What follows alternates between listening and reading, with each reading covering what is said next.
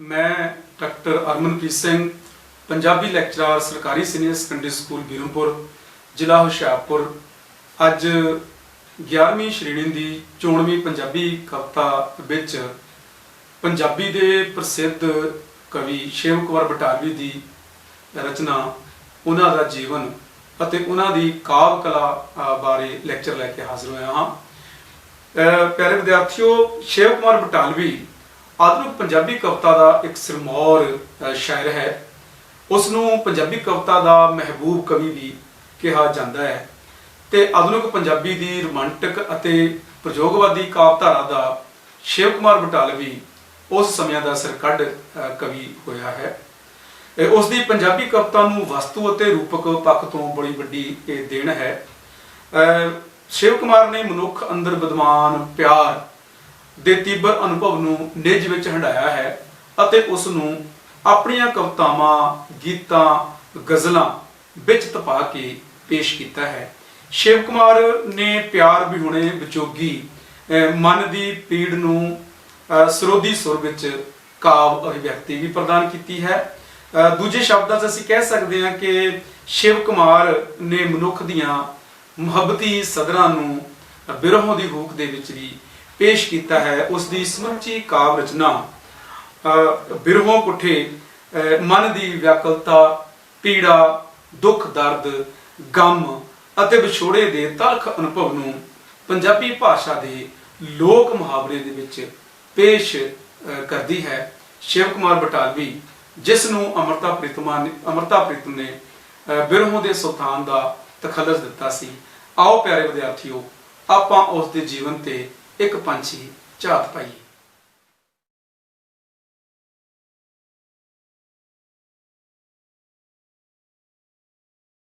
ਸ਼ਿਵ ਕੁਮਾਰ ਬਟਾਲਵੀ ਦਾ ਜੀਵਨ। ਸ਼ਿਵ ਕੁਮਾਰ ਬਟਾਲਵੀ ਦਾ ਜੀਵਨ ਅਗਮਾਂ ਦੇ ਗੀਤਾਂ ਦੀ ਦਰਦੀਲੀ ਹੂਕ ਵਰਗਾ ਹੈ। ਸ਼ਿਵ ਦਾ ਜਨਮ 23 ਜੁਲਾਈ 1937 ਈਸਵੀ ਨੂੰ ਪਾਕਿਸਤਾਨ ਦੇ ਪੰਜਾਬ ਸੂਬੇ ਦੀ ਸ਼ੱਕਰਗੜ੍ਹ ਤਹਿਸੀਲ ਦੇ ਬੜਾ ਪਿੰਡ ਵਿਖੇ ਹੋਇਆ। ਉਸ ਦੇ ਪਿਤਾ ਕ੍ਰਿਸ਼ਨ ਗੋਪਾਲ ਜੀ ਇੱਕ ਤਹਿਸੀਲਦਾਰ ਸਨ ਅਤੇ ਮਾਤਾ ਸ਼ਾਂਤੀ ਦੇਵੀ ਜੀ ਇੱਕ ਘਰੇਲੂ ਔਰਤ ਸਨ। 1947 ਦੇ ਭਾਰਤ ਪਾਕ ਬਟਵਾਰੇ ਸਮੇਂ ਸ਼ਿਵ ਕੁਮਾਰ ਦੀ ਉਮਰ ਮਹਿਜ਼ 10 ਸਾਲ ਦੀ ਸੀ ਜਦੋਂ ਪਾਕਿਸਤਾਨੋਂ ਉੱਜੜ ਕੇ ਉਸ ਨੂੰ ਆਪਣੇ ਮਾਤਾ ਪਿਤਾ ਨਾਲ ਜ਼ਿਲ੍ਹਾ ਗੁਰਦਾਸਪੁਰ ਦੀ ਬਟਾਲਾ ਤਹਿਸੀਲ ਵਿੱਚ ਰਹਿਣਾ ਪਿਆ। 1953 ਵਿੱਚ ਸ਼ਿਵ ਕੁਮਾਰ ਨੇ ਪੰਜਾਬ ਵਿਸ਼ਵ ਵਿਦਿਆਲਿਆ ਤੋਂ ਮੈਟ੍ਰਿਕ ਪਾਸ ਕੀਤੀ। ਬਟਾਲਾ ਦੇ bearing union Christian university college ਵਿੱਚ FSC ਲਈ ਦਾਖਲਾ ਵੀ ਲਿਆ, ਪਰੰਤੂ ਡਿਗਰੀ ਪੂਰੀ ਕਰਨ ਤੋਂ ਪਹਿਲਾਂ ਹੀ ਸ਼ਿਵ ਨੇ ਆਪਣੇ ਸੁਭਾਅ ਨਾਲ ਮੇਲ ਖਾਂਦੇ SN ਕਾਲਜ ਕਾਦੀਆਂ ਦੇ ਕਲਾ ਵਿਭਾਗ ਵਿੱਚ ਦਾਖਲਾ ਲੈ ਲਿਆ। ਇਹ ਪੜ੍ਹਾਈ ਵੀ ਅਧੂਰੀ ਛੱਡ ਕੇ ਉਸ ਨੇ ਹਿਮਾਚਲ ਪ੍ਰਦੇਸ਼ ਦੇ ਬੈਜਨਾਥ ਵਿਖੇ ਸਿਵਲ ਇੰਜੀਨੀਅਰਿੰਗ ਦੇ ਡਿਪਲੋਮੇ ਲਈ ਦਾਖਲਾ ਵੀ ਲਿਆ, ਪਰੰਤੂ ਇਹ ਪੜ੍ਹਾਈ ਵੀ ਅਧੂਰੀ ਹੀ ਰਹੀ। ਸ਼ਿਵ ਨੇ ਕੁਝ ਸਮਾਂ ਪਟਵਾਰੀ ਦੀ ਨੌਕਰੀ ਕੀਤੀ ਅਤੇ ਫਿਰ state bank of India Chandigarh ਵਿਖੇ ਕਲਰਕ ਲੱਗ ਗਿਆ। ਮਹਿਜ਼ 36 ਸਾਲ ਦੀ ਭਰ ਜਵਾਨ ਉਮਰ ਵਿੱਚ 6 ਮਈ 1973 ਈਸਵੀ ਨੂੰ ਸ਼ਿਵ ਕੁਮਾਰ ਸਾਨੂੰ ਸਦੀਵੀ ਵਿਛੋੜਾ ਦੇ ਗਿਆ। ਦਰਅਸਲ ਸ਼ਿਵ ਕੁਮਾਰ ਦਾ ਅਸਲ ਸੰਸਾਰ ਤਾਂ ਉਸ ਦੀ ਕਵਿਤਾ ਹੀ ਸੀ ਜਿਸ ਨੂੰ ਉਸਨੇ ਰੱਜ ਕੇ ਜੀਵਿਆ। ਸ਼ਿਵ ਕੁਮਾਰ ਬਟਾਲਵੀ ਦਾ ਜੀਵਨ ਜਿੱਥੇ ਬਹੁਤ ਤਲਖ ਬਿਰਹੋਂ ਦੇ ਵਿਜੋਗ ਦੇ ਨਾਲ ਤਪਿਆ ਹੋਇਆ ਹੈ, ਇਸ ਦੇ ਬਾਵਜੂਦ ਉਸ ਦੀ ਕਾਵ ਰਚਨਾ, ਉਸ ਦੀਆਂ ਕਵਿਤਾਵਾਂ ਤੇ ਉਹਦੇ ਗੀਤਾਂ ਦੇ ਵਿੱਚ ਇੱਕ ਸਰੋਦੀ ਹੂਕ ਜਿਹੜੀ ਆ ਉਹ ਪੈਦਾ ਹੋਈ ਸਾਨੂੰ ਪ੍ਰਾਪਤ ਹੁੰਦੀ ਹੈ। ਸ਼ਿਵ ਕੁਮਾਰ ਬਟਾਲਵੀ ਦੇ ਸਭ ਤੋਂ ਪਹਿਲਾਂ ਜਿਹੜੀ ਉਹਦੀ ਕਿਤਾਬ ਪ੍ਰਕਾਸ਼ਿਤ ਹੋਈ ਸੀ ਪੀੜਾ ਦਾ ਪਰਾਗਾ 1960 ਦੇ ਵਿੱਚ ਹੈ ਔਰ 1973 ਤੱਕ ਇਹ ਉਸ ਦਾ ਰਚਨਾ ਕਾਲ ਦਾ ਸਮਾਂ ਬਣਦਾ ਹੈ। ਉਸ ਦੀਆਂ ਕੁਝ ਪ੍ਰਸਿੱਧ ਜਿਹੜੀਆਂ ਕਾਵ ਪੁਸਤਕਾਂ ਜਿਹੜੀਆਂ ਛਪੀਆਂ ਹਨ ਉਹਨਾਂ ਦਾ ਵਿਰਵਾ ਆਪਾਂ ਇਸ ਤਰ੍ਹਾਂ ਪੇਸ਼ ਕਰ ਸਕਦੇ ਹਾਂ। ਸ਼ਿਵ ਕੁਮਾਰ ਬਟਾਲਵੀ ਦੀ ਕਾਵ ਰਚਨਾ। ਸ਼ਿਵ ਕੁਮਾਰ ਬਟਾਲਵੀ ਦੀ ਕਾਵਿ ਰਚਨਾ ਦਾ ਰਚਨਾ ਕਾਲ ਸੰਨ 1960 ਤੋਂ ਲੈ ਕੇ 1973 ਤੱਕ ਫੈਲਿਆ ਹੋਇਆ ਹੈ। ਸ਼ਿਵਕੁਮਾਰ ਬਟਾਲਵੀ ਪੰਜਾਬੀ ਸਾਹਿਤ ਦੇ ਅੰਬਰ ਉੱਤੇ ਚਮਕਦਾ ਇੱਕ ਅਜਿਹਾ ਸਿਤਾਰਾ ਹੈ ਜਿਸ ਨੇ ਆਪਣੀ ਕਾਵਿ ਪ੍ਰਤਿਭਾ ਰਾਹੀਂ ਛੋਟੀ ਉਮਰੇ ਸਾਹਿਤ ਦੀ ਵੱਡੀ ਦੁਨੀਆ ਵਿੱਚ ਮਾਣ-ਮੱਤਾ ਸਥਾਨ ਪ੍ਰਾਪਤ ਕੀਤਾ। ਉਸ ਦੀ ਸਮੁੱਚੀ ਕਾਵਿ ਰਚਨਾ ਜੀਵਨ ਦੀ ਅਸਲੀਅਤ ਨਾਲ ਭਰਪੂਰ ਹੈ। ਉਸ ਦੀਆਂ ਕਾਵਿ ਰਚਨਾਵਾਂ ਦਾ ਵੇਰਵਾ ਆਪਾਂ ਇਸ ਪ੍ਰਕਾਰ ਵੇਖ ਸਕਦੇ ਹਾਂ। ਉਸ ਦੀ ਸਭ ਤੋਂ ਪਹਿਲੀ ਅਤੇ ਪਲੇਠੀ ਕਾਵਿ ਪੁਸਤਕ 1960 ਦੇ ਵਿੱਚ ਪ੍ਰਕਾਸ਼ਿਤ ਹੋਈ, ਜਿਸ ਦਾ ਨਾਂ ਹੈ ਪੀੜਾਂ ਦਾ ਪਰਾਗਾ। ਅਗਲੀ ਕਾਵਿ ਪੁਸਤਕ ਹੈ ਲਾਜਬੰਤੀ, ਆਟੇ ਦੀਆਂ ਚਿੜੀਆਂ, ਮੈਨੂੰ ਵਿਦਾ ਕਰੋ, ਦਰਦਮੰਦਾਂ ਦੀਆਂ ਆਹੀਂ, ਬਿਰਹਾ ਤੂੰ ਸੁਲਤਾਨ, ਲੂਣਾ ਮਹਾਕਾਵ, ਮੈਂ ਤੇ ਮੈਂ, ਆਰਤੀ, ਸੋਗ। ਇਸ ਤੋਂ ਇਲਾਵਾ ਲਾਹੌਰ ਵਿੱਚ ਪੰਜਾਬੀ ਭਾਸ਼ਾ ਦੀਆਂ ਕਿਤਾਬਾਂ ਛਾਪਣ ਵਾਲੇ ਪ੍ਰਕਾਸ਼ਕ ਸੁਚੇਤ ਕਿਤਾਬ ਘਰ ਦੇ ਮਾਲਕ ਮਕਸੂਦ ਸਾਕਬ ਨੇ ਸ਼ਿਵ ਕੁਮਾਰ ਦੀਆਂ 94ਵੀਆਂ ਕਵਿਤਾਵਾਂ ਦੀ ਇੱਕ ਪੁਸਤਕ ਛਾਪੀ ਹੈ 1992 ਵਿੱਚ, ਜਿਸ ਦਾ ਨਾਂ ਰੱਖਿਆ ਗਿਆ ਸੀ ਸ਼ਰੀਂ ਦੇ ਫੁੱਲ। ਅੰਮ੍ਰਿਤਾ ਪ੍ਰੀਤਮ ਤੋਂ ਬਾਅਦ ਸ਼ਿਵ ਕੁਮਾਰ ਹੀ ਅਜਿਹਾ ਸ਼ਾਇਰ ਹੈ ਜਿਸ ਦੀ ਸਾਰੀ ਕਵਿਤਾ ਪਾਕਿਸਤਾਨ ਵਿੱਚ ਪ੍ਰਕਾਸ਼ਿਤ ਹੋਈ ਮਿਲਦੀ ਹੈ। ਸ਼ਿਵ ਕੁਮਾਰ ਦੀਆਂ ਕਾਵਿ ਪੁਸਤਕਾਂ ਵਿੱਚੋਂ ਉਸ ਦੀ ਸ਼ਾਹਕਾਰ ਰਚਨਾ ਲੂਣਾ ਨੂੰ ਮੰਨਿਆ ਜਾਂਦਾ ਹੈ, ਜਿਸ ਨੂੰ 1967 ਦੇ ਵਿੱਚ ਭਾਰਤੀ ਸਾਹਿਤ ਅਕਾਦਮੀ ਦਾ ਵਕਾਰੀ ਪੁਰਸਕਾਰ ਵੀ ਮਿਲਿਆ ਹੈ। ਲੂਣਾ ਸ਼ਿਵ ਕੁਮਾਰ ਦਾ ਲਿਖਿਆ ਹੋਇਆ ਮਹਾਕਾਵਿ ਹੈ। ਇਸ ਵਿੱਚ ਪੰਜਾਬ ਦੀ ਪ੍ਰਸਿੱਧ ਲੋਕ ਕਥਾ ਪੂਰਨ ਭਗਤ ਨੂੰ ਇੱਕ ਵੱਖਰੇ ਵਿਸ਼ੇ ਦੇ ਰੂਪ ਵਜੋਂ ਲੈ ਕੇ ਨਵੇਂ ਦ੍ਰਿਸ਼ਟੀਕੋਣ ਤੋਂ ਪੇਸ਼ ਕੀਤਾ ਗਿਆ। ਉਸ ਨੇ ਰਾਜੇ ਸਲਵਾਨ ਦੀ ਪਤਨੀ ਅਤੇ ਪੂਰਨ ਦੀ ਮਾਂ ਰਾਣੀ ਲੂਣਾ ਦੇ ਅਣਜੋੜ ਵਿਆਹ ਦੇ ਦੁਖਾਂਤ ਨੂੰ ਪੇਸ਼ ਕਰਦਿਆਂ ਇਹ ਤਰਕ ਪੇਸ਼ ਕੀਤਾ ਹੈ ਕਿ ਲੂਣਾ ਮੱਧਕਾਲੀ ਜਗੀਰਦਾਰੀ ਯੁੱਗ ਦੀ ਉਹ ਔਰਤ ਹੈ ਜਿਸ ਨਾਲ ਸਮੇਂ ਦੇ ਸਮਾਜ ਨੇ ਧੱਕਾ ਕੀਤਾ। ਉਸ ਨੂੰ ਆਪਣੇ ਪਿਤਾ ਦੇ ਹਾਣੀ ਰਾਜੇ ਸਲਵਾਨ ਦੀ ਪਤਨੀ ਬਣਨਾ ਪਿਆ, ਜਿਸ ਕਾਰਨ ਉਹ ਪੂਰਨ ਵੱਲ ਝੁਕੀ। ਇਸ ਮਹਾਕਾਵਿ ਵਿੱਚ ਸ਼ਿਵ ਨੇ ਲੂਣਾ ਦੇ ਇਸ ਕਰਮ ਨੂੰ ਜਾਇਜ਼ ਠਹਿਰਾਉਣ ਦਾ ਯਤਨ ਕੀਤਾ ਹੈ। ਸ਼ਿਵ ਕੁਮਾਰ ਬਟਾਲਵੀ ਦੀ ਕਵਿਤਾ ਦਾ ਵਿਸ਼ਾ ਪੱਖ ਬਹੁਪੱਖੀ ਹੈ। ਸ਼ਿਵ ਕੁਮਾਰ ਬਟਾਲਵੀ ਦੀ ਕਵਿਤਾ ਦੇ ਵਿੱਚ, ਉਸ ਦੀਆਂ ਗੀਤਾਂ ਦੇ ਵਿੱਚ, ਉਸ ਦੀਆਂ ਗਜ਼ਲਾਂ ਦੇ ਵਿੱਚ ਪ੍ਰਮੁੱਖ ਵਿਸ਼ਾ ਜਿਹੜਾ ਹੈ ਉਹ ਬਿਰਹੋਂ ਹੈ, ਵਿਛੋੜਾ ਹੈ, ਦੁੱਖ ਹੈ, ਦਰਦ ਹੈ। ਇਸ ਦੇ ਨਾਲ ਹੋਰ ਕਈ ਵਿਸ਼ਿਆਂ ਨੂੰ ਵੀ ਸ਼ਿਵ ਕੁਮਾਰ ਨੇ ਆਪਣੀ ਕਵਿਤਾ ਦੇ ਵਿੱਚ ਛੋਹਿਆ ਹੈ। ਆਓ ਉਸ ਦੇ ਇਹਨਾਂ ਵਿਸ਼ਿਆਂ ਦੇ ਬਾਰੇ ਇੱਕ ਸੰਖੇਪ ਜਾਣਕਾਰੀ, ਇੱਕ ਸੰਖੇਪ ਝਾਤ ਆਪਾਂ ਮਾਰੀਏ। ਸ਼ਿਵ ਕੁਮਾਰ ਬਟਾਲਵੀ ਦੀ ਕਵਿਤਾ ਦਾ ਵਿਸ਼ਾ ਪੱਖ। ਸ਼ਿਵ ਕੁਮਾਰ ਦੀ ਕਾਵਿ ਰਚਨਾ ਦੇ ਕੁਝ ਪ੍ਰਮੁੱਖ ਵਿਸ਼ਿਆਂ ਨੂੰ ਇਸ ਪ੍ਰਕਾਰ ਆਪਾਂ ਵਿਚਾਰ ਸਕਦੇ ਹਾਂ। ਉਸ ਦਾ ਪ੍ਰਮੁੱਖ ਵਿਸ਼ਾ ਰੋਮਾਂਟਿਕਤਾ ਹੈ। ਸ਼ਿਵ ਕੁਮਾਰ ਬਟਾਲਵੀ ਕਿਉਂਕਿ ਮੂਲ ਰੂਪ ਵਿੱਚ ਰੋਮਾਂਟਿਕ ਕਾਵਿਧਾਰਾ ਦਾ ਪ੍ਰਮੁੱਖ ਕਵੀ ਹੈ, ਇਸ ਕਰਕੇ ਉਸ ਦਾ ਕਾਵਿ ਦ੍ਰਿਸ਼ਟੀਕੋਣ ਵੀ ਰੋਮਾਂਟਿਕਤਾ ਦਾ ਧਾਰਨੀ ਹੈ। ਰੋਮਾਂਟਿਕ ਕਵੀਆਂ ਵਾਂਗ ਸ਼ਿਵ ਨੂੰ ਵੀ ਮਨੁੱਖੀ ਦੁਨੀਆ ਨਾਲੋਂ ਪ੍ਰਕਿਰਤਕ ਸੰਸਾਰ ਵਧੇਰੇ ਪਿਆਰਾ ਅਤੇ ਨਿਆਰਾ ਲੱਗਦਾ ਹੈ। ਆਪਣੇ ਗੀਤਾਂ ਕਵਿਤਾਵਾਂ ਵਿੱਚ ਸ਼ਿਵ ਕੁਮਾਰ ਨੇ ਪ੍ਰਕਿਰਤੀ ਪ੍ਰਤੀ ਆਪਣੇ ਮੋਹ ਅਤੇ ਖਿੱਚ ਨੂੰ ਬਖੂਬੀ ਪੇਸ਼ ਕਰਨ ਦਾ ਯਤਨ ਕੀਤਾ ਹੈ। ਉਸ ਦੀਆਂ ਕਵਿਤਾਵਾਂ ਜੀ ਚਾਹੇ ਪੰਛੀ ਹੋ ਜਾਵਾਂ ਵਿੱਚ ਪ੍ਰੋਫੈਸਰ ਪੂਰਨ ਸਿੰਘ ਦੀ ਕਵਿਤਾ ਦੇਖ ਦੇਖ ਮੁੜ ਮੁੜ ਲੋਚਾਂ ਮੈਂ ਪਸ਼ੂ ਥੀਣ ਨੂੰ ਵਿਚਲੀ ਪਸ਼ੂ ਬਣ ਦੀ ਲੋਚਾ ਝਲਕਾਰੇ ਮਾਰਦੀ ਵੀ ਪ੍ਰਤੀਤ ਹੁੰਦੀ ਹੈ। ਇਸ ਝਲਕਾਰੇ ਵਿੱਚੋਂ ਸ਼ਿਵ ਕੁਮਾਰ ਦੀ ਪ੍ਰੀਤ ਭਾਵਨਾ ਵਿਸ਼ਾਦ ਦਾ ਰੂਪ ਧਾਰਨ ਕਰਦੀ ਹੈ। ਉਸ ਦੀ ਇਸ ਜੀ ਚਾਹੇ ਪੰਛੀ ਹੋ ਜਾਵਾਂ ਅਤੇ ਰੁੱਖ ਕਵਿਤਾਵਾਂ ਵਿੱਚੋਂ ਉਦਾਹਰਨਾਂ ਵੇਖੀਆਂ ਜਾ ਸਕਦੀਆਂ ਹਨ। ਜੀ ਚਾਹੇ ਪੰਛੀ ਹੋ ਜਾਵਾਂ ਉੜਦਾ ਜਾਵਾਂ ਗਾਉਂਦਾ ਜਾਵਾਂ, ਅਣਛੋ ਸਿਖਰਾਂ ਨੂੰ ਛੋ ਜਾਵਾਂ। ਜੀ ਚਾਹੇ ਪੰਛੀ ਹੋ ਜਾਵਾਂ, ਜਾ ਇਸ਼ਨਾਨ ਕਰਾਂ ਵਿੱਚ ਜ਼ਮਜ਼ਮ। ਲਾ ਡੀਕਾਂ ਪੀਆਂ ਡਾਣ ਦਾ ਪਾਣੀ, ਮਾਨ ਸਰੋਵਰ ਦੇ ਬਹਿ ਕੰਢੇ। ਟੁੱਟਾ ਜਿਹਾ ਇੱਕ ਗੀਤ ਮੈਂ ਗਾਵਾਂ। ਇਸੇ ਤਰ੍ਹਾਂ ਉਸ ਦਾ ਦੂਸਰਾ ਵਿਸ਼ਾ ਹੈ ਬਿਰਹੋਂ। ਸ਼ਿਵ ਕੁਮਾਰ ਦੀ ਕਾਵਿ ਰਚਨਾ ਦਾ ਪ੍ਰਧਾਨ ਵਿਸ਼ਾ ਬਿਰਹੋਂ ਹੀ ਹੈ। ਉਸ ਦੀ ਸਮੁੱਚੀ ਕਵਿਤਾ ਬਿਰਹੋਂ ਦੀ ਪੀੜਾ ਨਾਲ ਵਲੂੰਧਰੀ ਪਈ ਹੈ। ਉਸ ਦੇ ਬਹੁਤੇ ਗੀਤਾਂ ਕਵਿਤਾਵਾਂ ਦੇ ਵਿੱਚ ਬਿਰਹਾ ਦਾ ਤਲਖ ਅਨੁਭਵ ਵਿਅਕਤ ਹੋਇਆ ਦੇਖਿਆ ਜਾ ਸਕਦਾ ਹੈ। ਸ਼ਿਵ ਨੇ ਪੀੜਾ ਨੂੰ ਜੀਵਿਆ ਵੀ ਹੈ, ਉਸ ਨੇ ਪੀੜਾ ਨੂੰ ਹੰਢਾਇਆ ਵੀ ਹੈ। ਇਸੇ ਪੀੜਾ ਵਿੱਚ ਉਸ ਦੀ ਬਿਰਹੋਂ ਤਪੀ ਹੈ। ਤਪੀ ਹੋਈ ਬਿਰਹੋਂ ਵਿੱਚੋਂ ਸ਼ਿਵ ਦੇ ਸੋਜ਼ ਭਰੇ ਸਰੋਦੀ ਗੀਤਾਂ ਦਾ ਜਨਮ ਹੁੰਦਾ ਹੈ। ਇਸੇ ਕਰਕੇ ਪੰਜਾਬੀ ਦੀ ਪ੍ਰਸਿੱਧ ਕਵਿੱਤਰੀ ਅੰਮ੍ਰਿਤਾ ਪ੍ਰੀਤਮ ਸ਼ਿਵ ਕੁਮਾਰ ਨੂੰ ਬਿਰਹਾ ਦਾ ਸੁਲਤਾਨ ਕਹਿ ਕੇ ਵਡਿਆਉਂਦੀ ਹੈ। ਸ਼ਿਵ ਦੀ ਸਮੁੱਚੀ ਕਵਿਤਾ ਵਿੱਚੋਂ ਵਿਛੋੜੇ ਦੀ ਇੱਕ ਚੀਜ਼ ਸੁਣਾਈ ਦਿੰਦੀ ਹੈ। ਉਸ ਦਾ ਪਿਆਰ ਅਨੁਭਵ ਵਿਛੋੜੇ ਦਾ ਅਨੁਭਵ ਹੈ। ਬਿਰਹਾ ਤੂੰ ਸੁਲਤਾਨ ਕਾਵਿ ਸੰਗ੍ਰਹਿ 'ਚੋਂ ਇੱਕ ਉਦਾਹਰਨ ਅਸੀਂ ਦੇਖ ਸਕਦੇ ਹਾਂ।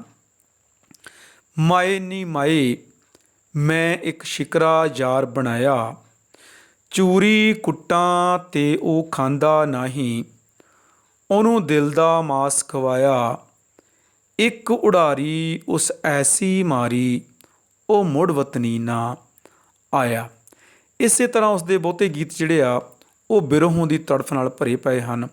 ਉਸ ਦੇ ਗੀਤ ਬਿਰਹੋਂ ਦੀ ਪੀੜ ਨਾਲ ਕਈ ਵਾਰ ਬਿਹਬਲ ਵੀ ਹੋ ਉੱਠਦੇ ਹਨ। ਉਹ ਲਿਖਦਾ ਹੈ, ਮਾਏ ਨੀ ਮਾਏ ਮੇਰੇ ਗੀਤਾਂ ਦੀਆਂ ਨੈਣਾਂ ਵਿੱਚ ਬਿਰਹੋਂ ਦੀ ਰੜਕ ਪਵੇ, ਅੱਧੀ ਅੱਧੀ ਰਾਤੀ ਉੱਠ ਰੋਣ ਮੋਏ ਮਿੱਤਰਾਂ ਨੂੰ, ਮਾਏ ਸਾਨੂੰ ਨੀਂਦ ਨਾ ਪਵੇ।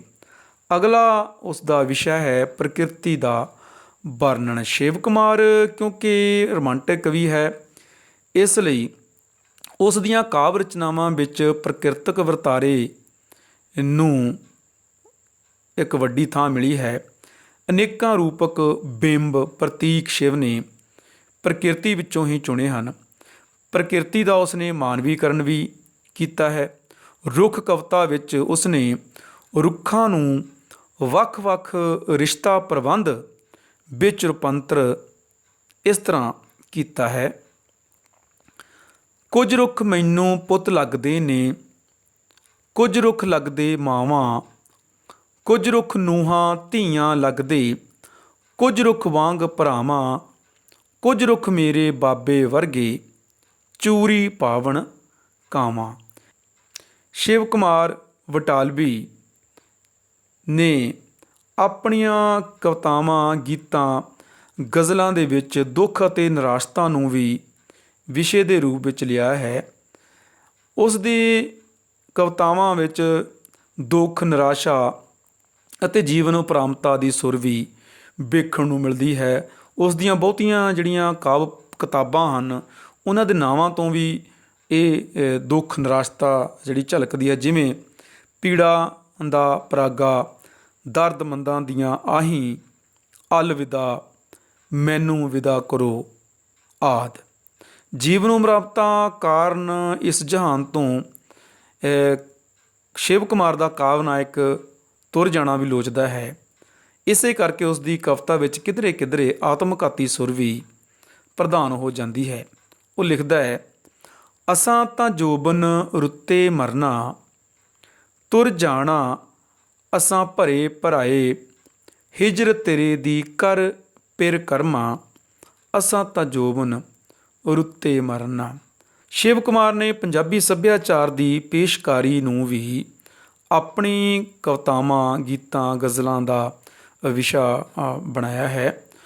ਉਸ ਦੀਆਂ ਰਚਨਾਵਾਂ ਦੇ ਵਿੱਚ ਜੋ ਲੋਕ ਕਿੱਤੇ, ਲੋਕ ਰੂੜੀਆਂ, ਲੋਕ ਵਿਸ਼ਵਾਸ, ਲੋਕ ਮਿੱਥਾਂ ਜਿਹੜੀਆਂ ਉਹਦੇ ਕਾਵਿ ਦੇ ਪ੍ਰਗਟਾਵੇ ਦਾ ਮਾਧਿਅਮ ਬਣੀਆਂ ਹਨ।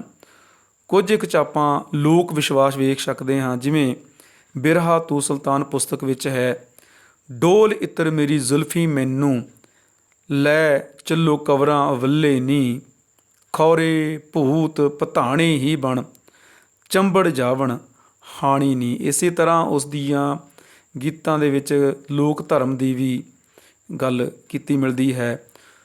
ਸੋਗ ਪੁਸਤਕ ਤੋਂ ਅਸੀਂ ਉਦਾਹਰਨ ਲੈ ਸਕਦੇ ਹਾਂ। ਲੋਕੀ ਪੂਜਣ ਰੱਬ ਮੈਂ ਤੇਰਾ ਬਿਰਹੜਾ, ਸਾਨੂੰ 100 ਮੱਕਿਆਂ ਦਾ ਹੱਜ ਮੈਂ ਤੇਰਾ ਬਿਰਹੜਾ। ਇਸੇ ਤਰ੍ਹਾਂ ਲੋਕ ਕਿੱਤਿਆਂ ਦੀ ਗੱਲ ਵੀ ਕੀਤੀ ਗਈ ਹੈ ਉਸ ਦੀਆਂ ਰਚਨਾਵਾਂ 'ਚ।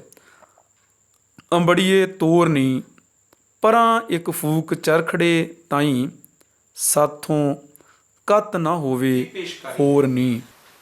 ਪਿਆਰੇ ਵਿਦਿਆਰਥੀਓ, ਜਿਹੜਾ ਕਵਿਤਾ ਹੈ ਉਹਦਾ ਵਿਸ਼ੇ ਪੱਖ ਦੇ ਨਾਲ ਨਾਲ ਉਹਦੀ ਰੂਪਕ ਪੱਖ, ਉਹਦੀ ਸੰਰਚਨਾ, ਉਹਦੀ ਬਣਤਰ, ਜਿਸ ਨੂੰ ਆਪਾਂ ਕਲਾ ਪੱਖ ਕਹਿੰਦੇ ਹਾਂ, ਉਸ ਦਾ ਵੀ ਕਵਿਤਾ ਦੇ ਵਿੱਚ ਬਹੁਤ ਵੱਡਾ ਇੱਕ ਪਹਿਲੂ ਹੁੰਦਾ ਹੈ।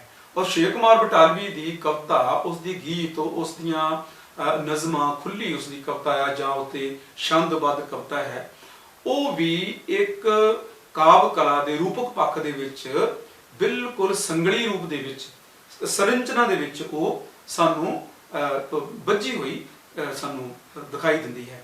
ਸ਼ਿਵ ਕੁਮਾਰ ਬਟਾਲਵੀ ਮੂਲ ਰੂਪ ਦੇ ਵਿੱਚ ਜਦੋਂ ਆਪਾਂ ਉਹਦੀ ਕਾਵਿ ਕਲਾ ਦੀ ਗੱਲ ਕਰਦੇ ਹਾਂ, ਸ਼ਿਵ ਕੁਮਾਰ ਬਟਾਲਵੀ ਮੂਲ ਰੂਪ ਦੇ ਵਿੱਚ ਸਰੋਦੀ ਕਵੀ ਹੈ। ਸਰੋਦੀ ਕਾਵਿ ਨੂੰ ਸਿਖਰਾਂ ਤੇ ਪਹੁੰਚਾਉਣ ਵਾਲਾ ਸ਼ਿਵ ਕੁਮਾਰ ਬਟਾਲਵੀ ਹੈ। ਬਹੁਤ ਸਾਰੀਆਂ ਕਲਾਤਮਕ ਵਿਸ਼ੇਸ਼ਤਾਵਾਂ ਸ਼ਿਵ ਕੁਮਾਰ ਬਟਾਲਵੀ ਦੀ ਕਵਿਤਾ ਦੇ ਵਿੱਚ ਪਾਈਆਂ ਜਾਂਦੀਆਂ, ਜਿਹਦੇ ਬਾਰੇ ਆਓ ਆਪਾਂ ਸੰਖੇਪ ਦੇ ਵਿੱਚ ਤੁਹਾਨੂੰ ਪਿਆਰੇ ਵਿਦਿਆਰਥੀਓ ਜਾਣਕਾਰੀ ਦਈਏ। ਸ਼ਿਵ ਕੁਮਾਰ ਬਟਾਲਵੀ ਦੀ ਕਵਿਤਾ ਦਾ ਰੂਪਕ ਪੱਖ ਅਤੇ ਕਲਾ ਪੱਖ ਵੀ ਪਰਿਪੱਕਤਾ ਦਾ ਧਾਰਨੀ ਹੈ। ਉਸ ਦੀ ਕਵਿਤਾ ਛੰਦ ਯੁਕਤ ਵੀ ਹੈ ਅਤੇ ਛੰਦ ਮੁਕਤ ਵੀ। ਸ਼ਿਵ ਕੁਮਾਰ ਬਟਾਲਵੀ ਦੀ ਕਵਿਤਾ ਜਿਹੜੀ ਹੈ ਉਹ ਕਾਵਿ ਕਲਾ ਦੇ ਪੱਖੋਂ ਸਰੋਦੀ ਕਾਵਿ ਦੀ ਧਾਰਨੀ ਹੈ। ਭਾਵ ਕਿ ਸ਼ਿਵ ਕੁਮਾਰ ਬਟਾਲਵੀ ਦੀ ਸਮੁੱਚੀ ਕਵਿਤਾ, ਖਾਸ ਕਰਕੇ ਗੀਤ ਰਚਨਾ ਨੂੰ ਅਸੀਂ ਸਰੋਦੀ ਕਾਵਿ ਦੇ ਵਿੱਚ ਰੂਪਕ ਪੱਖੋਂ ਰੱਖ ਸਕਦੇ ਹਾਂ। ਇਸੇ ਕਰਕੇ ਉਸ ਦੀ ਕਵਿਤਾ ਦਾ ਸੰਗੀਤਕ ਪੱਖ ਬਲਵਾਨ ਬਣ ਜਾਂਦਾ ਹੈ। ਲੋਕ ਭਾਸ਼ਾ ਅਤੇ ਪ੍ਰਚਲਿਤ ਲੋਕ ਧੁਨੀਆਂ ਨੂੰ ਵੀ ਸ਼ਿਵ ਕੁਮਾਰ ਬਟਾਲਵੀ ਨੇ ਸਫਲਤਾ ਪੂਰਵਕ ਆਪਣੇ ਗੀਤਾਂ ਦੇ ਵਿੱਚ ਪ੍ਰਯੋਗ ਕੀਤਾ ਹੈ। ਡਾਕਟਰ ਹਰਚਰਨ ਸਿੰਘ ਜੀ ਸ਼ਿਵ ਕੁਮਾਰ ਦੇ ਗੀਤਾਂ ਨੂੰ ਆਪਣੀ ਪੁਸਤਕ, ਸੰਪਾਦਿਤ ਕੀਤੀ ਹੋਈ ਪੁਸਤਕ ਸਾਗਰ ਤੇ ਕਣੀਆਂ ਦੀ ਭੂਮਿਕਾ ਦੇ ਵਿੱਚ ਸ਼ਿਵ ਕੁਮਾਰ ਬਟਾਲਵੀ ਇਹਨੂੰ ਸੰਗੀਤਮਈ ਗੀਤਾਂ ਦਾ ਸਿਰਜਕ ਆਖਦਾ ਹੈ। ਇਸੇ ਤਰ੍ਹਾਂ ਉਸ ਦੇ ਗੀਤਾਂ ਦੇ ਵਿੱਚ ਲੋਕ ਕਾਵਿ ਰੂਪਾਂ ਅਤੇ ਲੋਕ ਧੁਨੀਆਂ ਦੇ ਵੀ ਵਰਤੋਂ ਸਹਿਜ ਰੂਪ ਵਿੱਚ ਹੋਈ ਮਿਲਦੀ ਹੈ। ਸ਼ਿਵ ਕੁਮਾਰ ਬਟਾਲਵੀ ਦੇ ਗੀਤ ਸਰੋਦੀ ਹੂਕ ਵਾਲੇ ਹਨ ਅਤੇ ਇਸ ਕਰਕੇ ਉਸ ਸਮੇਂ ਕਿਹਾ ਜਾਂਦਾ ਸੀ ਕਿ ਪੰਜਾਬੀ ਸਾਹਿਤ ਵਿੱਚ ਸ਼ਿਵ ਕੁਮਾਰ ਦੇ ਗੀਤਾਂ ਦੇ ਨਾਲ ਇੱਕ ਹੜ ਜਿਹਾ ਜਿਵੇਂ ਆ ਗਿਆ ਹੋਵੇ।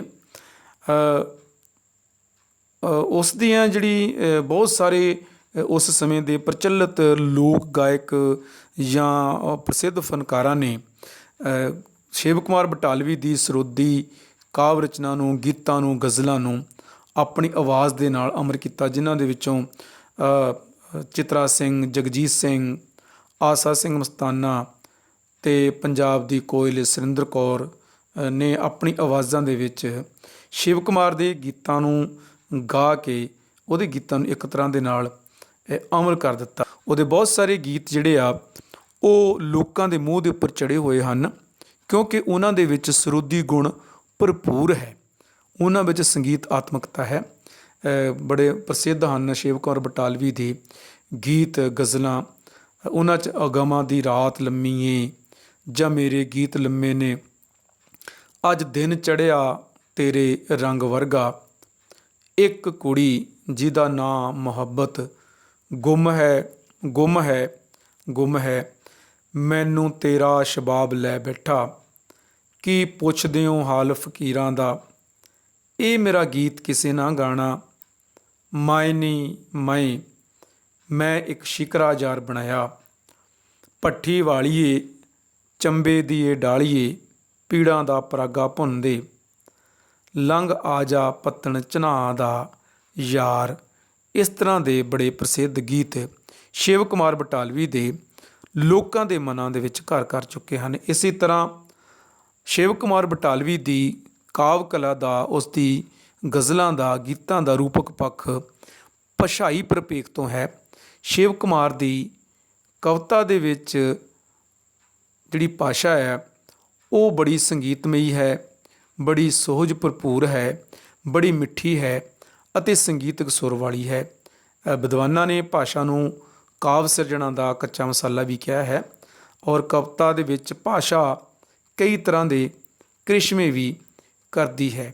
ਮਹਾਂਕਾਵ ਲੂਣਾ ਵਿੱਚੋਂ ਚੰਬੇ ਦੀ ਸੁੰਦਰਤਾ ਦਾ ਬਿਆਨ ਸ਼ਿਵ ਕੁਮਾਰ ਨੇ ਬੜੇ ਅਲੰਕਾਰਕ ਭਾਸ਼ਾ ਦੇ ਵਿੱਚ ਕੀਤਾ ਹੈ, ਜਿਸ ਦੀ ਆਪਾਂ ਉਦਾਹਰਨ ਵੇਖ ਸਕਦੇ ਹਾਂ। ਲਿਖਦਾ ਹੈ, ਇਹ ਕਵਣ ਸੋ ਦੇਸ ਸੁਹਾਵੜਾ ਤੇ ਕਵਣ ਸੋ ਇਹ ਦਰਿਆ, ਜੋ ਰਾਤ ਨਿਮੇਗੀ ਚੰਨ ਦੀ ਵਿੱਚ ਦੂਰੋਂ ਡਲਕ ਰਿਹਾ, ਕਈ ਵਿੰਗ ਵਲੇਵੇਂ ਮਾਰਦਾ ਕੋਈ ਅੱਗ ਦਾ ਸੱਪ ਜਿਹਾ। ਉਸ ਦੀ ਭਾਸ਼ਾ ਪੰਜਾਬੀ ਲੋਕਧਾਰਾ ਦੇ ਸ਼ਬਦ ਭੰਡਾਰ ਦੇ ਗਹਿਣਿਆਂ ਨਾਲ ਸ਼ਿੰਗਾਰੀ ਹੋਈ ਪਈ ਹੈ। ਰਹਾ ਤੂੰ ਸੁਲਤਾਨ ਪੁਸਤਕ ਵਿਚਲੀ ਪ੍ਰਸਿੱਧ ਕਵਿਤਾ ਕੰਡਿਆਲੀ ਥੋਰ ਵਿੱਚੋਂ ਵੀ ਇੱਕ ਉਦਾਹਰਨ ਆਪਾਂ ਵੇਖ ਸਕਦੇ ਹਾਂ, ਜੋ ਕਿ ਪੰਜਾਬੀ ਭਾਸ਼ਾ ਦੇ ਲੋਕ ਮੁਹਾਵਰੇ ਨੂੰ ਰੂਪਾਂਤਰਿਤ ਕਰਦੀ ਹੈ। ਮੈਂ ਉਹ ਚੰਦਰੀ ਜਿਸ ਦੀ ਡੋਲੀ, ਲੁੱਟ ਲਈ ਆਪ ਕਹਾਰਾਂ, ਬੰਨਣ ਦੀ ਥਾਂ ਬਾਬਲ ਜਿਸ ਦੇ ਆਪ ਕਲੀਰੇ ਲਾਹੇ। ਇਸੇ ਤਰ੍ਹਾਂ ਸ਼ਿਵ ਕੁਮਾਰ ਬਟਾਲਵੀ ਦੀਆਂ ਕਵਿਤਾਵਾਂ, ਗੀਤਾਂ ਦੇ ਵਿੱਚ ਪ੍ਰਤੀਕ ਪ੍ਰਬੰਧ ਨੂੰ ਵੀ ਇੱਕ ਕਲਾ ਪੱਖ ਦੇ ਵਿਸ਼ੇਸ਼ ਗੁਣ ਵਜੋਂ ਵੇਖਿਆ ਜਾ ਸਕਦਾ ਹੈ। ਪੁਸਤਕ ਪੀੜਾਂ ਦਾ ਪਰਾਗਾ ਵਿਚਲੇ ਬਹੁਤ ਚਰਚਿਤ ਗੀਤ ਭੱਠੀ ਵਾਲੀਏ ਚੰਬੇ ਦੀ ਡਾਲੀਏ ਇੱਕ ਤਰ੍ਹਾਂ ਦੇ ਨਾਲ ਪੂਰੀ ਭਰਪੂਰ ਪ੍ਰਤੀਕ ਸਿਰਜਣਾ ਨਾਲ ਭਰੀ ਹੋਈ ਇਹ ਉਸ ਦੀ ਰਚਨਾ ਹੈ, ਜਿਸ ਨੂੰ ਅਸੀਂ ਵੇਖ ਸਕਦੇ ਹਾਂ। ਭੱਠੀ ਵਾਲੀਏ ਚੰਬੇ ਦੀ ਡਾਲੀਏ, ਨੀ ਪੀੜਾਂ ਦਾ ਪਰਾਗਾ ਭੁੰਨ ਦੇ, ਤੈਨੂੰ ਦਿਆਂ ਹੰਝੂਆਂ ਦਾ ਪਹਾੜਾ, ਨੀ ਦੁੱਖਾਂ ਦਾ ਪਰਾਗਾ ਭੁੰਨ ਦੇ। ਹੋ ਗਿਆ ਕਵੇਲਾ ਮੈਨੂੰ ਢਲ ਗਈਆਂ ਛਾਵਾਂ ਨੀ, ਬੇਲਿਆਂ 'ਚੋਂ ਮੁੜ ਆਈਆਂ ਮੱਝੀਆਂ ਤੇ ਗਾਵਾਂ ਨੀ, ਪਾਇਆ ਚਿੜੀਆਂ ਨੇ ਚੀਕ ਚਹਾੜਾ। ਇਸੇ ਤਰ੍ਹਾਂ ਸ਼ਿਵ ਕੁਮਾਰ ਦੀ ਬਟਾਲਵੀ ਦੀ ਕਵਿਤਾ ਦੇ ਵਿੱਚ ਵੰਨ ਸਵੰਨੇ ਬਿੰਬ ਜਿਹੜੇ ਆ ਉਹ ਵੀ ਸਾਨੂੰ ਵੇਖਣ ਨੂੰ ਮਿਲਦੇ ਆ। ਇਹਨਾਂ ਬਿੰਬਾਂ ਰਾਹੀਂ ਸ਼ਿਵ ਕੁਮਾਰ ਆਪਣੀ ਬਿਰਹੋਂ ਅਤੇ ਪੀੜਾ ਨੂੰ ਹੀ ਇੱਕ ਤਰ੍ਹਾਂ ਦੇ ਨਾਲ ਰੂਪਮਾਨ ਕਰ ਰਿਹਾ ਹੈ।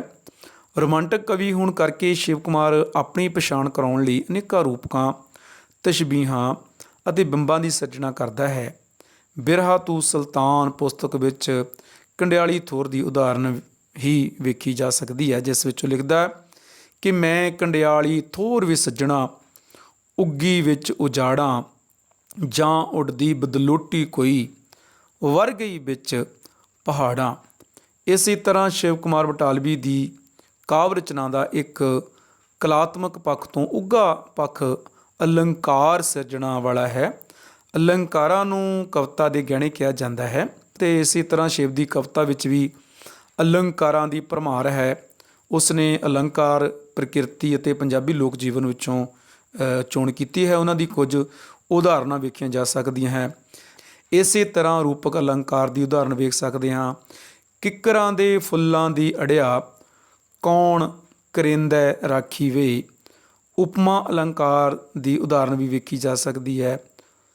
ਉਹ ਲਿਖਦਾ ਹੈ ਕਿ ਉਸ ਪਿੰਡ ਦੀਆਂ ਕੁੜੀਆਂ ਚੜੀਆਂ, ਵਾਂਗ ਮੋਤੀਏ ਤੜਕੇ ਖਿੜੀਆਂ। ਰਸ ਸਿਰਜਣਾ ਵੀ ਸ਼ਿਵ ਕੁਮਾਰ ਬਟਾਲਵੀ ਦੀ ਕਵਿਤਾ ਦੇ ਵਿੱਚ ਹੋਈ ਹੈ ਔਰ ਰਸ ਨੂੰ ਕਵਿਤਾ ਦਾ ਇੱਕ ਪ੍ਰਮੁੱਖ ਤੱਤ ਮੰਨਿਆ ਗਿਆ ਹੈ। ਵਿਦਵਾਨਾਂ ਨੇ ਕਵਿਤਾ ਦੇ ਵਿੱਚ 9 ਰਸਾਂ ਨੂੰ ਮਾਨਤਾ ਦਿੱਤੀ ਹੈ। ਕਵਿਤਾ ਨੂੰ ਪੜ੍ਹ ਕੇ, ਸੁਣ ਕੇ ਸਰੋਤੇ ਜਾਂ ਪਾਠਕ ਉੱਤੇ ਜਿਹੜੇ ਪ੍ਰਭਾਵ ਜਾਂ ਆਨੰਦ ਉਸ ਨੂੰ ਪ੍ਰਾਪਤ ਹੁੰਦਾ, ਉਸ ਨੂੰ ਆਪਾਂ ਰਸ ਕਹਿੰਦੇ ਹਾਂ। ਸ਼ਿਵ ਕੁਮਾਰ ਬਟਾਲਵੀ ਦੀ ਕਵਿਤਾ ਦੇ ਵਿੱਚ ਸ਼ਿੰਗਾਰ ਰਸ ਅਤੇ ਕਰੁਣਾ ਰਸ ਦੀਆਂ ਉਦਾਹਰਨਾਂ ਕਾਫੀ ਮਿਲਦੀਆਂ ਹਨ। ਉਹਨਾਂ 'ਚੋਂ ਸ਼ਿੰਗਾਰ ਰਸ ਦੀ ਇੱਕ ਆਪਾਂ ਕਵਿਤਾ ਉਦਾਹਰਨ ਵੇਖ ਸਕਦੇ ਹਾਂ। ਉਸ ਦਾ ਗੀਤ ਹੈ, ਉਹ ਗਜ਼ਲ ਹੈ ਉਸ ਦੀ। ਮੈਨੂੰ ਤੇਰਾ ਸ਼ਬਾਬ ਲੈ ਬੈਠਾ, ਰੰਗ ਗੋਰਾ ਗੁਲਾਬ ਲੈ ਬੈਠਾ, ਵਿਹਲ ਜਦ ਵੀ ਮਿਲੀ ਹੈ ਫਰਜ਼ਾਂ ਤੋਂ, ਤੇਰੇ ਮੁਖ ਦੀ ਕਿਤਾਬ ਲੈ ਬੈਠਾ। ਅਸੀਂ ਹੁਣ ਸ਼ਿਵ ਕੁਮਾਰ ਬਟਾਲਵੀ ਦੀ ਉਸਦੇ ਜੀਵਨ, ਉਸਦੇ ਰਚਨਾ ਦੇ ਬਾਰੇ ਕਾਫੀ ਤੁਹਾਨੂੰ ਜਾਣਕਾਰੀ ਦਿੱਤੀ ਹੈ। ਆਓ ਅਸੀਂ ਉਸ ਦੇ ਸਮੁੱਚੀ ਅੱਜ ਦੀ ਜੋ ਅਸੀਂ ਵਿਚਾਰ ਚਰਚਾ ਕੀਤੀ ਆ ਉਸ ਬਾਰੇ ਕੁਝ ਛੋਟੇ ਪ੍ਰਸ਼ਨ ਜਿਹੜੇ ਸਾਂਝੇ ਕਰੀਏ, ਜਿਸ ਦੇ ਨਾਲ ਕਿ ਤੁਹਾਨੂੰ ਇਸ ਪ੍ਰਸ਼ਨ ਦਾ ਪ੍ਰਸਤਾਵ ਰੂਪੀ ਐਸੇ ਟਾਈਪ ਇਹ ਪ੍ਰਸ਼ਨ ਜਿਹੜਾ ਪੇਪਰਾਂ ਦੇ ਵਿੱਚ ਆ ਸਕਦਾ, ਇਹਦੇ ਬਾਰੇ ਉਹਨੂੰ ਯਾਦ ਲਿਖਣ ਵਾਸਤੇ ਤੁਹਾਡੇ ਗਿਆਨ ਦੀ ਥੋੜੀ ਜੀ ਇਹਦੇ ਵਿੱਚ ਅਭਿਆਸ ਹੋ ਜਾਵੇਗਾ। ਸੋ ਛੋਟੇ ਅਭਿਆਸ ਦੇ ਪ੍ਰਸ਼ਨ ਮੈਂ ਤੁਹਾਡੇ ਨਾਲ ਕੁਝ ਸਾਂਝੇ ਕਰਨੇ ਚਾਹਾਂਗਾ। ਪਹਿਲਾ ਪ੍ਰਸ਼ਨ ਹੈ ਕਿ ਸ਼ਿਵ ਕੁਮਾਰ ਬਟਾਲਵੀ ਦਾ ਜਨਮ ਕਦੋਂ ਹੋਇਆ? ਸ਼ਿਵ ਕੁਮਾਰ ਬਟਾਲਵੀ ਦਾ ਜਨਮ 1937 ਈਸਵੀ ਦੇ ਵਿੱਚ ਅਣਵੰਡੇ ਪੰਜਾਬ ਦੇ ਜਿਹੜਾ ਪਾਕਿਸਤਾਨ ਦੇ ਵਿੱਚ ਬੜਾ ਪਿੰਡ ਦੇ ਵਿੱਚ ਹੋਇਆ। ਦੂਜਾ ਪ੍ਰਸ਼ਨ ਹੈ ਕਿ ਸ਼ਿਵ ਕੁਮਾਰ ਬਟਾਲਵੀ ਦੀ ਸਭ ਤੋਂ ਪਹਿਲੀ ਕਿਹੜੀ ਪੁਸਤਕ ਛਪੀ ਤੇ ਕਦੋਂ ਛਪੀ? ਇਸ ਦਾ ਉੱਤਰ ਹੋਵੇਗਾ ਸ਼ਿਵ ਕੁਮਾਰ ਦੀ ਸਭ ਤੋਂ ਪਲੇਠੀ ਕਾਵਿ ਰਚਨਾ ਪੀੜਾਂ ਦਾ ਭਰਾਕਾ 1960 ਦੇ ਵਿੱਚ ਪ੍ਰਕਾਸ਼ਿਤ ਹੋਈ। ਇਸ ਤਰ੍ਹਾਂ ਇੱਕ ਛੋਟਾ ਕੁਐਸਚਨ ਜਿਹੜਾ ਉਹ ਕਾਫੀ ਮਹੱਤਤਾ ਰੱਖਦਾ ਹੈ ਕਿ ਸ਼ਿਵ ਕੁਮਾਰ ਦੀ ਸ਼ਾਹਕਾਰ ਰਚਨਾ ਕਿਸ ਨੂੰ ਕਿਹਾ ਜਾਂਦਾ ਹੈ? ਸ਼ਿਵ ਕੁਮਾਰ ਦੀ ਸ਼ਾਹਕਾਰ ਰਚਨਾ ਪਿਆਰੇ ਵਿਦਿਆਰਥੀਓ ਹੈ ਲੂਣਾ। ਲੂਣਾ ਜਿਹੜਾ ਹੈ ਇਹ ਮਹਾਕਾਵਿ ਹੈ। ਇਹ ਸ਼ਿਵ ਕੁਮਾਰ ਦੀ ਸ਼ਾਹਕਾਰ ਰਚਨਾ ਹੈ ਔਰ ਇਸ ਦੇ ਵਿੱਚ ਜਿਹੜਾ ਪੂਰਨ ਭਗਤ ਹੈ ਉਸ ਦੀ ਕਥਾ ਨੂੰ, ਉਸ ਦੇ ਵਰਤਾਂਤ ਨੂੰ ਇਹਦੇ ਵਿੱਚ ਪੇਸ਼ ਕੀਤਾ ਗਿਆ ਹੈ। ਇਸੇ ਤਰ੍ਹਾਂ ਇੱਕ ਪ੍ਰਸ਼ਨ ਤੁਹਾਨੂੰ ਪੁੱਛਿਆ ਜਾ ਸਕਦਾ ਇਹਦੇ ਨਾਲ ਸੰਬੰਧਿਤ, ਔਰ ਸਾਨੂੰ ਯਾਦ ਵੀ ਰੱਖਣਾ ਚਾਹੀਦਾ ਕਿ ਲੂਣਾ ਮਹਾਕਾਵਿ ਨੂੰ ਇੱਕ ਪੁਰਸਕਾਰ ਮਿਲਿਆ ਸੀ, ਅਸੀਂ ਪਾਠ ਦੇ ਵਿੱਚ ਸਾਂਝਾ ਕੀਤਾ ਵੀ ਹੈ। ਉਹ ਸੀ ਭਾਰਤੀ ਸਾਹਿਤ ਅਕਾਦਮੀ ਦਾ ਇੱਕ ਵਕਾਰੀ ਜਿਹੜਾ ਇਨਾਮ ਹੈ ਉਹ ਇਸ ਪੁਸਤਕ ਨੂੰ ਮਿਲਿਆ ਸੀ। ਉਹ ਕਦੋਂ ਮਿਲਿਆ ਸੀ ਉਹਦਾ ਸਨ ਤੁਹਾਨੂੰ ਪੁੱਛਿਆ ਜਾ ਸਕਦਾ, ਚੇਤੇ ਰੱਖਣਾ ਚਾਹੀਦਾ। ਉਹ ਸਨ ਹੈ ਉਹ 1967 ਈਸਵੀ ਦੇ ਵਿੱਚ ਉਸ ਨੂੰ ਇਹ ਅਵਾਰਡ ਜਿਹੜਾ ਹੈ ਭਾਰਤੀ ਸਾਹਿਤ ਅਕਾਦਮੀ ਦਾ ਅਵਾਰਡ ਉਸ ਨੂੰ ਮਿਲਿਆ। ਸੋ ਪਿਆਰੇ ਵਿਦਿਆਰਥੀਓ, ਅੱਜ ਦੇ ਇਸ ਲੈਕਚਰ ਦੇ ਰਾਹੀਂ ਮੈਨੂੰ ਪੂਰਾ ਵਿਸ਼ਵਾਸ ਹੈ ਕਿ ਤੁਸੀਂ ਸ਼ਿਵ ਕੁਮਾਰ ਬਟਾਲਵੀ ਦੇ ਜੀਵਨ, ਉਸ ਦੇ ਜੀਵਨ ਸੰਘਰਸ਼, ਉਸ ਦੇ ਰੁਜ਼ਗਾਰ ਦੀ ਸਾਧਨਾ, ਉਸ ਦੀ ਕਵਿਤਾ, ਉਸ ਦੀ ਕਾਵਿ ਰਚਨਾ, ਉਸ ਦੀ ਕਵਿਤਾ ਦੀ ਵਿਸ਼ਾ ਪੱਖ, ਉਸ ਦੀ ਕਵਿਤਾ ਦੇ ਰੂਪਕ ਪੱਖ ਤੋਂ ਚੰਗੀ ਤਰ੍ਹਾਂ ਜਾਣੂ ਹੋ ਗਏ ਹੋਵੋਗੇ। ਔਰ ਇਸ ਪਾਠ ਨੂੰ ਤੁਸੀਂ ਆਪਣੀਆਂ ਕਾਪੀਆਂ ਦੇ ਵਿੱਚ ਜ਼ਰੂਰ ਨੋਟ ਕਰਨਾ ਔਰ ਇਸ ਨੂੰ ਅੱਛੀ ਤਰ੍ਹਾਂ ਦੇ ਨਾਲ ਯਾਦ ਕਰਨਾ ਹੈ। ਪਰ ਤੁਸੀਂ ਆਪਣੀਆਂ ਕਿਤਾਬਾਂ ਦੇ ਵਿੱਚ ਸ਼ਿਵ ਕੁਮਾਰ ਬਟਾਲਵੀ ਦੇ ਬਾਰੇ ਇੱਕ ਸਕ੍ਰੈਪ ਬੁੱਕ ਵੀ ਜ਼ਰੂਰ ਤਿਆਰ ਕਰਨੀ ਹੈ, ਜਿਸ ਵਿੱਚ ਸ਼ਿਵ ਕੁਮਾਰ ਬਟਾਲਵੀ ਦੇ ਜੀਵਨ ਬਾਰੇ ਗੱਲ ਹੋ ਸਕਦੀ ਆ, ਉਹਦੀਆਂ ਤਸਵੀਰਾਂ ਲਗਾਈਆਂ ਜਾ ਸਕਦੀਆਂ, ਉਸ ਦੀਆਂ ਕਿਤਾਬਾਂ ਦੇ ਮੈਂ ਸਿਰਲੇਖ ਜੋ ਤੁਹਾਨੂੰ ਇਸ ਪਾਠ ਦੇ ਵਿੱਚ ਦਿਖਾਏ ਹਨ, ਉਹ ਸਿਰਲੇਖ ਜਿਹੜੇ ਆ ਉਹਨਾਂ ਨੂੰ ਤੁਸੀਂ ਫੋਟੋ ਕਾਪੀ ਕਰਕੇ ਆਪਣੀਆਂ ਇੱਕ ਸਕ੍ਰੈਪ ਬੁੱਕ ਲੈ ਕੇ ਉਹਦੇ ਉੱਪਰ ਤੁਸੀਂ ਲਗਾ ਸਕਦੇ ਹੋ। ਕੁਝ ਆਪਣੇ ਹੱਥਾਂ ਦੇ ਨਾਲ ਉਹਦੀਆਂ ਜਿਹੜੀਆਂ ਬਹੁਤ ਮਕਬੂਲ ਰਚਨਾਵਾਂ ਆ, ਜਿਵੇਂ ਰੁੱਖ ਦੀ ਗੱਲ ਹੈ, ਕੁਝ ਰੁੱਖ ਮੈਨੂੰ ਮਾਂ ਲੱਗਦੇ ਨੇ, ਕੁਝ ਰੁੱਖ ਪੁੱਤਰ ਲੱਗਦੇ ਨੇ, ਕੁਝ ਰੁੱਖ ਵਾਂਗ ਭਰਾਵਾਂ, ਇੱਦਾਂ ਦੀਆਂ ਕਵਿਤਾਵਾਂ ਤੁਸੀਂ ਲਿਖ ਸਕਦੇ ਆ। ਆਰਤੀ ਕਵਿਤਾ ਤੁਹਾਡੇ ਸਿਲੇਬਸ ਦੇ ਵਿੱਚ ਹੈ, ਉਹਨੂੰ ਸਕ੍ਰੈਪ ਬੁੱਕ ਦੇ ਵਿੱਚ ਸੋਹਣੀ ਹੈਂਡ ਰਾਈਟਿੰਗ ਦੇ ਵਿੱਚ ਤੁਸੀਂ ਲਿਖ ਸਕਦੇ ਆ। ਉੱਥੇ ਸ਼੍ਰੀ ਗੁਰੂ ਗੋਬਿੰਦ ਸਿੰਘ ਜੀ ਮਹਾਰਾਜ ਜੀ ਦੀਆਂ ਕੁਰਬਾਨੀਆਂ, ਜਿਹੜੀਆਂ ਲਾਸਾਨੀ ਕੁਰਬਾਨੀਆਂ, ਉਹਨਾਂ ਦੀਆਂ ਤਸਵੀਰਾਂ ਤੁਸੀਂ ਚਿਪਕਾ ਸਕਦੇ ਹੋ। ਔਰ ਇੱਕ ਸਾਡੇ ਪਾਠਕ੍ਰਮ ਦੇ ਵਿੱਚ ਪੰਜਾਬ ਸਕੂਲ ਸਿੱਖਿਆ ਬੋਰਡ ਵੱਲੋਂ 6ਵੀਂ ਜਾਂ 7ਵੀਂ ਕਲਾਸ ਦੇ ਵਿੱਚ ਤਿਰੰਗਾ ਕਵਿਤਾ ਲਗਾਈ ਗਈ ਹੈ, ਬੜੀ ਖੂਬਸੂਰਤ ਦੇਸ਼ ਭਗਤੀ ਦੇ ਭਾਵਾਂ ਦੇ ਨਾਲ ਓਤ-ਪੋਤ ਹੈ। ਉਸ ਕਵਿਤਾ ਨੂੰ ਵੀ ਤੁਸੀਂ ਆਪਣੀ ਸਕ੍ਰੈਪ ਬੁੱਕ ਦੇ ਵਿੱਚ ਲਗਾ ਸਕਦੇ ਹੋ। ਸੋ ਇਹਨਾਂ ਸ਼ਬਦਾਂ ਦੇ ਨਾਲ ਤੁਹਾਨੂੰ ਸਾਰਿਆਂ ਨੂੰ ਬਹੁਤ ਬਹੁਤ ਸਤਿ ਸ੍ਰੀ ਅਕਾਲ, ਧੰਨਵਾਦ।